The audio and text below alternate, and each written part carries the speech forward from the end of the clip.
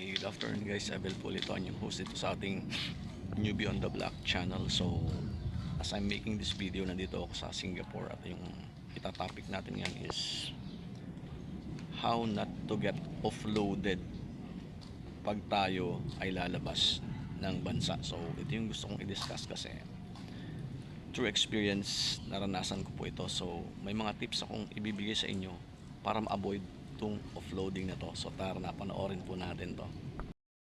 Okay, so today is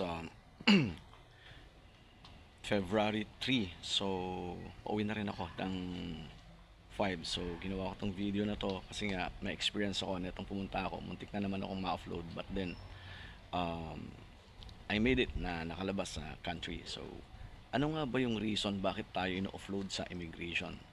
Guys, don't get the immigration be wrong or sumama ang loob ninyo. Ino-offload nila tayo sometimes para sa protection din natin. So, ayun yung kanilang main purpose, hindi tayo para pag-initan, but kundi i-safeguard tayo. Okay, una sa reason na pwede kanilang i-offload is kinakitaan nila na hindi sufficient yung validity ng document mo. May nasilap silang something wrong dun sa iyong passport, like kulang ng 6 months or kulang na ng sufficiency para mag-travel. So una kasi dapat may validity yan na 6 months para makapag-travel pa tayo. So dapat din meron kang sufficient na ticket papunta at pabalik pag ikaw ay magta-travel. So isa yan sa tinitignan nila at maaring kakitaan kanila na maybe yung mga ibang dokumento mo ay peke pag ikaw aalis. Parang yan ang mga tinitignan nila. So sinisafeguard ka nila kasi ang unang-una na tinitignan nila dyan pag tinanong ka ng purpose ng travel is that sometimes tayo kasi lumalabas bilang turista at yung paggamit ng turista na yan is naging red flag na yan sa karamihan sa atin, kaya nagsususpetsa ang immigration na maaari tayong lalabas bilang turista tapos mag illegal deployment sa ibang country. So yun yung gusto nilang i-prove na hindi mo gagawin. Pangalawa naman sa reason na pwedeng mangyari is yung failure natin para ma-meet yung immigration requirements para tayo ay mag-travel. For example, kung turista tayo, ang establish mo lagi dyan is yung strong connections mo para bumalik sa Pilipinas at saka yung capacity mo para mag-travel as tourist. So unang-una dyan, dapat may trabaho ka na nag-exist sa Philippines. For example, kung first traveler ka, at least maybe meron kang 2 years or 3 years na nagtatrabaho sa isang company para ma-establish mo na babalik ka. So isa pa, dapat yung return ticket mo is papunta at pabalik, may establish mo yan. At wag na wag kang bibili or mamemeke na isang papunta lang at peke yung pabalik, na titrace nila yan. So wag mong gagawin yan. And pwede rin dapat may establish kang bank account na nag-exist na may mga transaction na para maniwala sila na kaya mong suportahan yung biyahe mo. Ngayon naman, kung may sponsor ka, dapat may establish mo yung connection mo doon sa sponsor mo. Kung kamag-anak mo yan, dapat meron kang birth certificate niya or may address kanya or phone number kanya abroad para masuportahan mo yung claim mo na ikaw ay sponsored ng taong pupuntahan mo doon. Sabat, may establish mo yan. So if you have his or her birth certificate, kunin mo yan. Kung nagtatrabaho siya sa abroad, kunin mo yung kumbaga yung name ng company niya, o kung meron siyang proof of employment sa country na pupuntahan mo, gawin mo yan at malaking tulong yan. So, yan ang isa para makalusot ka sa immigration. Or another way para makapag-establish ka rin naman ng isang strong connection sa Philippines na babalik ka is kung ikaw naman ay negosyante, ipakita mo yung mga registrations mo sa DTI, SEC, BIR.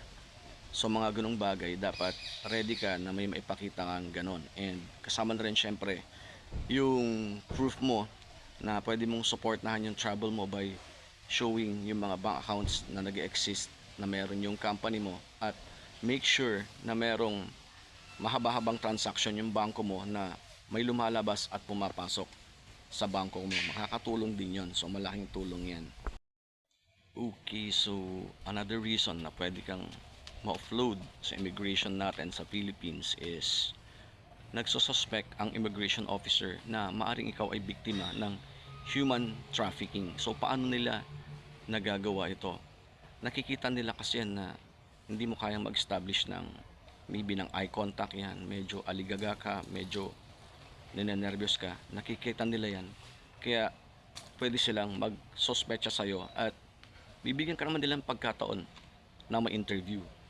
So, during the interview, pwede nilang makita na ang answer mo ay inconsistent dun sa mga tinatanong nila at laso lang mag-sospecha. So, yan isa pang mga reason kung bakit tayo na-upload. Kaya ngayon, kung sasagot tayo, dapat yung consistency ng sagot natin, lagi na yun dyan. Pag tinanong nila kung ano yung purpose ng travel mo, pag sumagot ka na turista po ako, gusto pong mamasyal sa Singapore, dapat ma-establish mo yung connection na yon. Kung kaya mo bang pumunta sa Singapore talaga.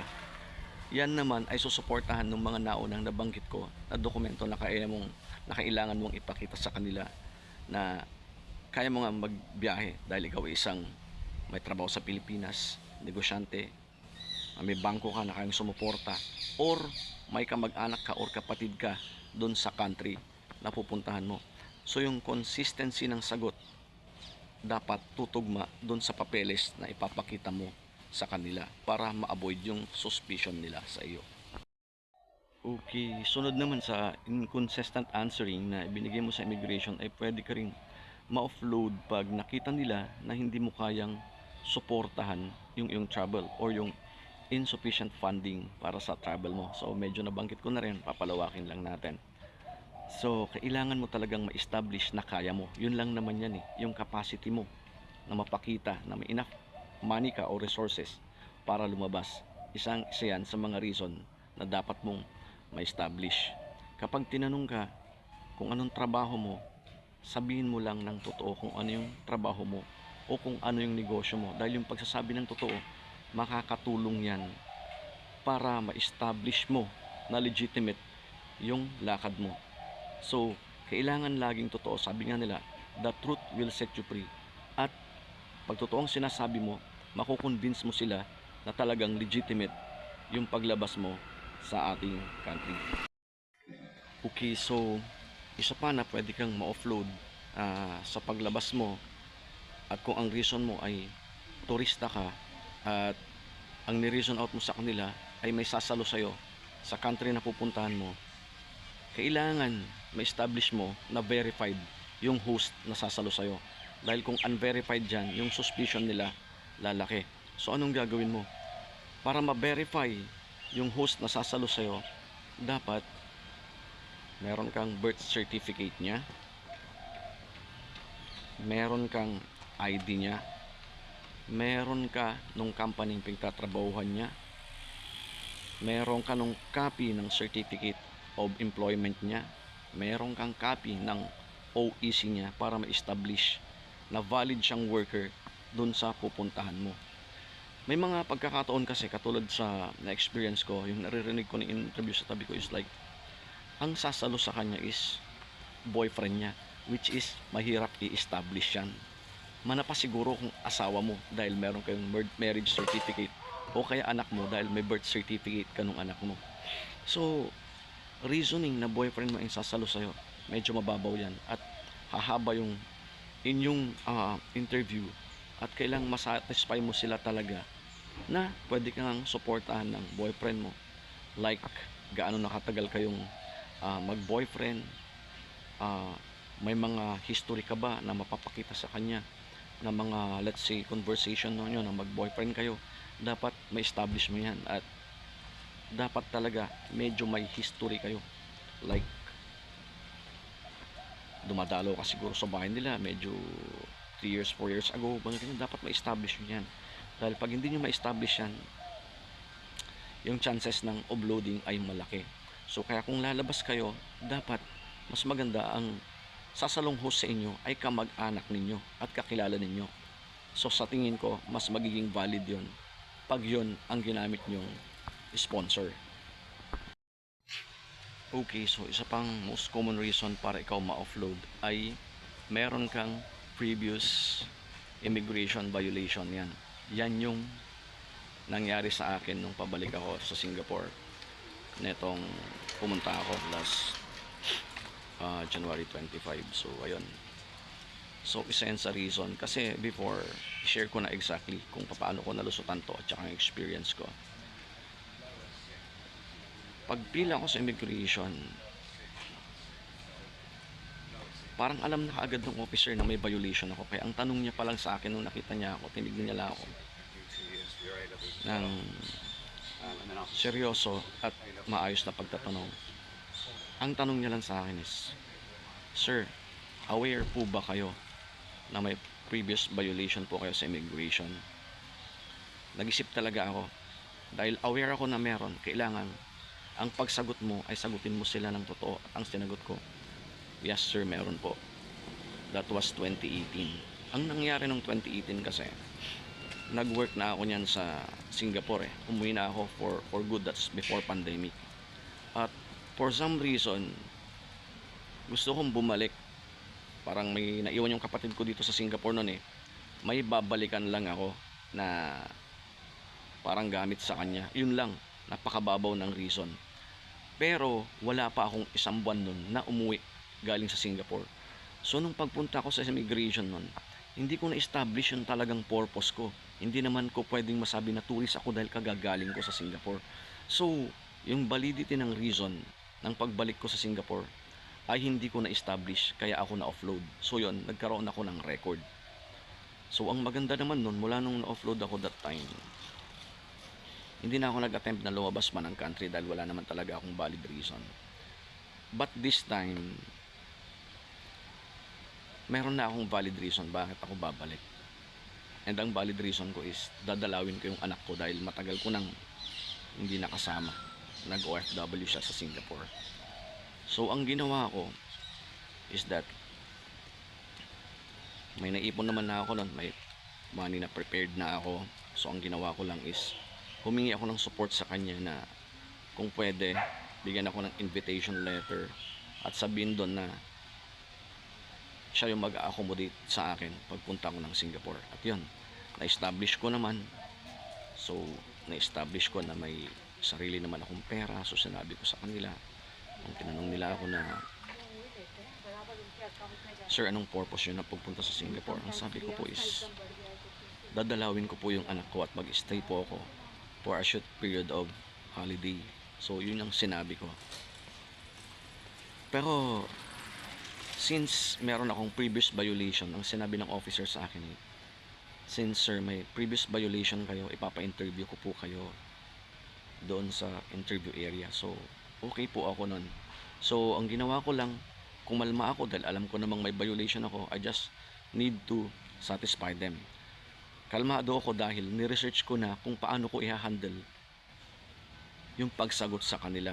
Dahil alam ko na yung tatanungin nila sa akin. So, nung tinanong nila ako, ano yung purpose ko, dadalawin ko yung anak ko, meron po ba kayong papers ng anak nyo na nag-work doon? Meron po, pinakita ko na nag-work siya dito. So, tinignan nila yan sa system nila. Kung nag-work na dito at valid ang papers, so valid naman. So, tinanong pa nila ako kung familiar ako sa mga dates ng pagpunta niya at pagbalik. So, nasatisfy ko naman lahat yung tinatanong nila sa akin. So, dapat mo lang masatisfy yung question na related dun sa pag-alis mo para mapatunayan mo na valid yung grounds ng paglabas mo. So, na-establish ko rin na may valid ticket ako, papunta at pabalik. Yung accommodation ko, valid naman. Kaya nung ma-establish ko yon, ang sabi ng immigration officer, okay sir, papayagan ko po kayo makaalis, but promise me na magiging responsible traveler na po kayo. So ayun, pinayagan ako, pero hindi yun muna. Hindi pa natatanggal yung pagka red or yung pagkakalak nung profile ko, or kasi naka-red yan eh, makikita mo sa system nila eh. Pumunta po kayo doon sa dulo, kunin nyo na po yung boarding pass ninyo. Then, in-encode nila yung resulta ng aking interview, in-encode nila yan, and then sabi sa akin ng immigration officer, "Sir, tignan niyo po ito, naka-red pa po kayo dito, bumalik po kayo dun sa interview area at sabihin po ninyo override para po maging green light yung pagpasok niyo." Masayang masaya ako dahil nailusot ko naman, dahil yun lang, you have to establish really your purpose of going out of the country, and yung pagbalik mo sa country mo, ma-establish mo. So ayun yung makakatulong sa'yo pag ang experience mo ay previous immigration violation. Okay, so ngayon naman, pag ang i-reason out mo ay isa kang magtatrabaho abroad, pwede ka ring ma-offload doon kung ang mga papers mo ay hindi valid, like hindi mo na-establish na may valid kang employment contract, hindi mo na-establish na may valid kang OEC, yung Overseas Employment Certificate. Kailangan valid lahat yan para at least mapayagan ka nilang umalis. So isa pa is that kung magagawa mo na mag-agency na lang sa Pilipinas, mas maganda, kasi mas mahirap lumusot kung pipikehin pa natin yung mga papers natin. So madali nilang matrace yan. So kailangan mo kasi unang-una, para masabing legitimate kang pag-alis mo sa Philippines, meron kang agency sa atin, dumaan ka sa PIDOS, yung mga bagay na ganyan. Dapat kung pagiging OFW or legal OFW ang gagawin mo, dapat ma-establish mo yung mga bagay na yan. Okay, ang last but not the least naman, para ka ma-offload is may order ka ng hold departure, dahil isa kang may kaso dito sa Pilipinas na tinatakbuhan mo. Yan yung pinaka valid para ma-upload ka siguro pag may kaso ka ng tax evasion or may crime cases ka. Yan na yung pinaka, kumbaga, maybe valid reason para ka naman ma-hold sa yung pag-alis sa paglabas ng bansa. So guys, I hope may napulot kayo na lesson dito sa mga topic na diniscuss ko ngayon o dito sa ating topic today. So maglalagay po ako ng mga tawag dito sa baba ng description, yung mga tips kung ano yung mga reasons kung bakit tayo na-offload, at yung mga reasons kung paano din natin malulusatan tong pagka-offload. So guys, maraming salamat sa support nyo sa aking channel. Patuloy po sana kayong manood. Thank you very much po, and God bless.